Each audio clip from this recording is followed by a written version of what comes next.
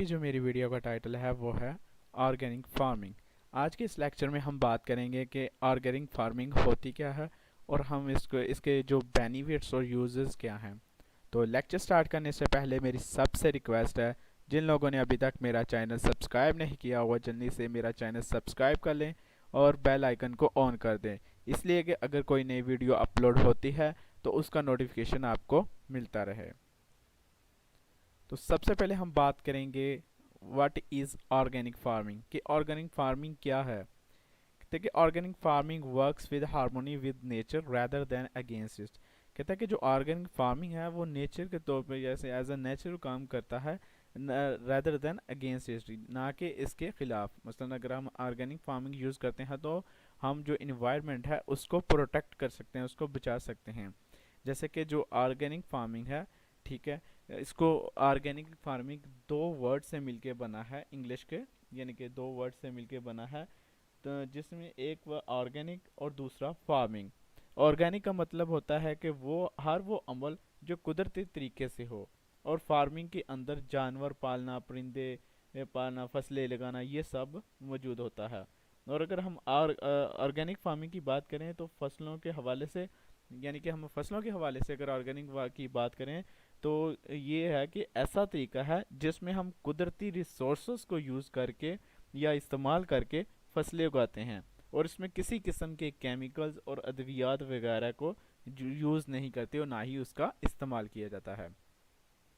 उसके बाद कहता है कि this involve using techniques to achieve a good crop yield. कहता है कि ये जो टेक्निक है, ये इसके ज़रिए हम क्या करते हैं कि जो हमारी क्रॉप है उसकी गुड यील्ड हासिल कर सकते हैं without harming the natural environment.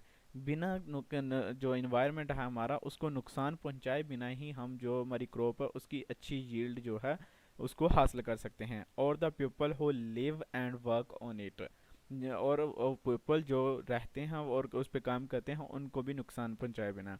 For example, अगर हम कोई क्रॉप लगाते हैं तो उसको ने हम अगर केमिकल वगैरह यूज़ करते हैं तो उसकी वजह से क्या होता है कि हमारे जो इन्वायरमेंट है उस पर भी इफ़ेक्ट होता है, और जो पीपल वगैरह जो रहते हैं वहाँ पे या उस पर जो काम करते हैं उनके लिए भी हार्मफुल होती है।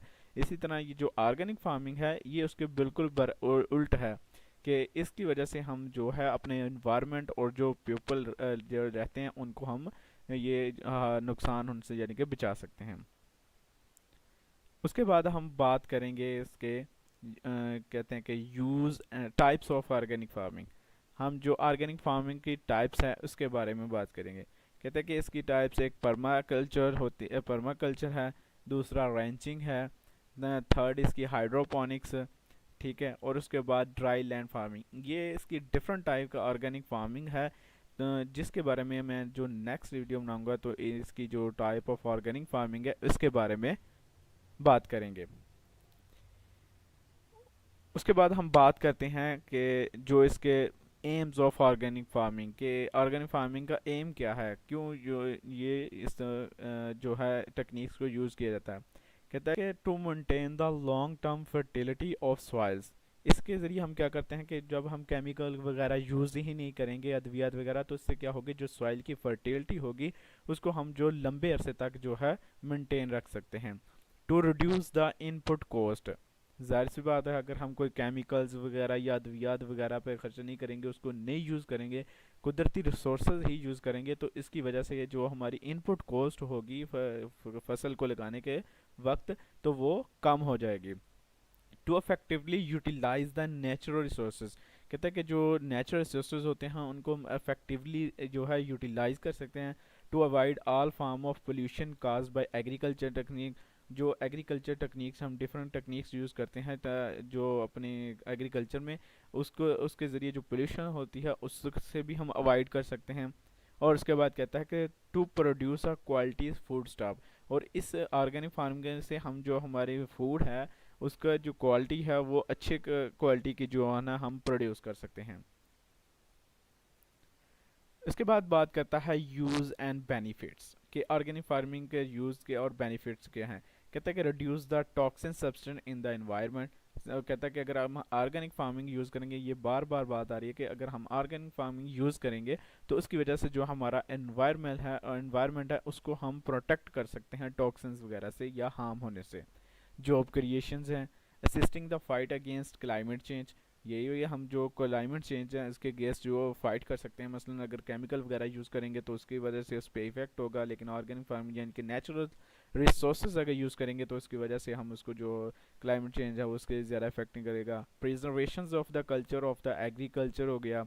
उसके बाद रिडक्शंस ऑफ फार्म वेस्ट, जो फार्म वेस्ट है उसकी रिडक्शन हो जाती है, क्योंकि ऑर्गेनिक फार्मिंग में ये जो डिके लीव्स होते हैं या ठीक है, या जो हम क्रॉप्स खड़ी होती है उसको दबा के ज़मीन में ये कर देते हैं, तो इस वजह से जो वेस्ट होता है वो भी उसके में भी कमी आ जाती है।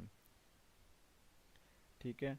उसके बाद हम जो है इसके बारे में बात करेंगे कॉन्सेप्ट ऑफ ऑर्गेनिक फार्मिंग के। ऑर्गेनिक का कॉन्सेप्ट क्या है? कहता है कि ऑर्गेनिक सबसे पहले कहता है कि avoid use of chemical inputs. हम ऑर्गेनिक फार्मिंग इसलिए करते हैं कि जो हम केमिकल्स या अद्वियात वगैरह यूज़ करते हैं उससे अवॉइड कर सके, इसलिए कि क्योंकि ये जो केमिकल या अद्वियात वगैरह है हमारे इन्वायरमेंट या जो पीपल काम करते हैं या रहते हैं इसके करीब उनके लिए हार्मफुल होते हैं। और उसके बाद दूसरा कहता है कि नेचुरल एंड फार्म रिसोर्सेज, इसमें हम जो नेचुरल रिसोर्सेज वगैरह यूज़ करते हैं एज़ कम्पेयर टू केमिकल्स और अद्वियात। ठीक है। और उसके बाद environmental and local farming system है ये। ठीक है। और उसके बाद कहता है कि न्यूट्रेंट्स रिच यील्ड है। इसमें क्या होता है कि जब हम ऑर्गेनिक फार्म कर देंगे कुदरती रिसोर्स यानी कि जब हम इस्तेमाल करेंगे तो उसकी वजह से जो उसके न्यूट्रेंट हैं वो रिच होंगे, यील्ड की जो रिच न्यूट्रेंट्स होंगे। उसके बाद कहता है कि लास्ट में बायोलॉजिकल डाइवर्सिटी एंड हेट्रोजिनेसिटी, इसमें बायोलॉजिकल डाइवर्सिटी होगी। ठीक है। ये आज का लेक्चर अगर मेरा आपको पसंद आया तो इसको लाइक और सब्सक्राइब करना मत भूलिएगा, और इसको शेयर करना मत भूलिएगा। शुक्रिया।